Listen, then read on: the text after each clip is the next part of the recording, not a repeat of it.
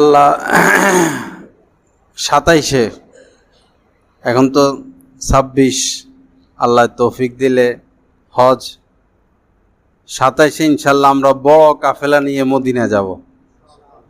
27-এ অর্থাৎ এই কোরবানির পরে আল্লাহ চাই তো এখন থেকে সবাই কিছু কিছু টাকা পয়সা জমায়, প্রতি বছরই যেন একবার সফর হয় হারামাইন শরীফাইনে, প্রতি বছর যেন একটা সফর হয়। এজন্য 12 মাসই প্রস্তুতি। অনেকে ধোকার মধ্যে থাকে, আমি গরিব মানুষ, আমি তো যেতে পারবো না, এটা একটা ধোকা।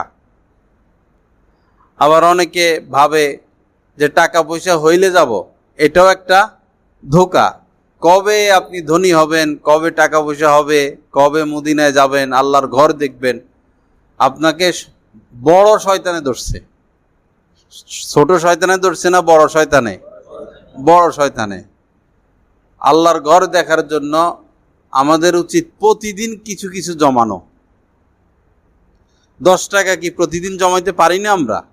10টা টাকা আল্লাহর ঘর দেখার জন্য প্রতিদিন 10টা টাকা রাখলাম, 5টা টাকা রাখলাম, কোনোদিন 20 টাকা রাখলাম, কোনোদিন 50 টাকা রাখলাম। একদিন না একদিন একটা অ্যামাউন্ট হবে কি না? হবে। যখন আপনার কাছে 50,000, 80,000, 1 লাখ হয়ে যাবে, আর 50,000 এই দিক সেদিক থেকে টান দিতে অসুবিধা নাই। মনে বল যে আমার কাছে তো 1 লাখ আছে। এজন্য প্রতি বছরই যেন আমাদের এই কমলপুর মাদ্রাসা থেকে, ভৈরব থেকে একটা বড় কাফেলা আল্লাহর ঘরের উদ্দেশ্যে আমরা যেতে পারি। এর জন্য প্রতিদিনই প্রস্তুতি, প্রতিদিনই কিছু কিছু জমানো। আল্লাহ তোমার ঘর দেখার জন্য, তোমার নবীর দেশে যাওয়ার জন্য আমি এটা জমাইলাম। ইনশাল্লাহ গায়ে লাগবে না, ভিক্ষুকও হজ করতে পারবে। এই ফর্মুলা মানলে ভিক্ষুকের দ্বারাও উমরা সম্ভব। আল্লাহ সবাইকে তৌফিক দান করেন। আমি নাম লিস্ট শুরু করছি। 27-এ যারা উমরা যাবে, হাজি জজমিয়ারা কইছে, কয় না না না না, ভয় পাইয়া গেছে, এত টাকা যাইবো গা। লিস্ট শুরু হয়েছে, মাশাআল্লাহ, অনেকেই নাম লেখাচ্ছেন 27-এর জন্য। আল্লাহ চাই তো একটা তাল্লুক যেন হয়। বহু মানুষ আছে বিভিন্ন দিনই কাজ করে, কিন্তু আল্লাহর ঘর দেখার কোনো চাহিদা নাই, কোনো ইচ্ছে নেই। এই দেশ সফর করে, এই দেশ সফর করে, ওই দেশ সফর করে, আইসা আবার গপ মারে, 10 দেশ সফর করছি, 20 দেশ সফর করছি। আরে কপাল পোড়া, মদিনায় যাইতে পারলা না তো দেশে দেশে ঘুরে তোমার লাভ কি? তুমি মদিনায় যাইতে পারলা না, তুমি আল্লাহর ঘর দেখলা না, তুমি শুধু গপ মারো আমি 20 দেশ সফর করছি, 30 দেশ সফর করছি। কপাল পোড়া এরা।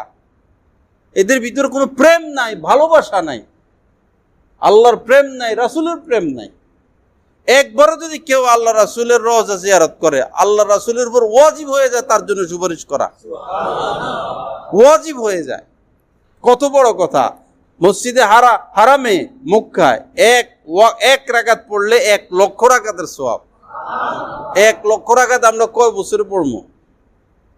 আর মদিনায় 1 রাকাতে 50,000-এর সওয়াব 1 রাকাতে। এজন্য গরিব দুঃখী কেউ মন ছোট করবে না, প্রতিদিন কিছু জমান, 5 টাকা করে জমান, 10 টাকা করে জমান। আল্লাহ আপনার এই জমানের মধ্যে দেখবেন কি বরকত দিতেছেন। ঠিকই দেখবেন একদিন উমরার টাকা হয়ে গেছে।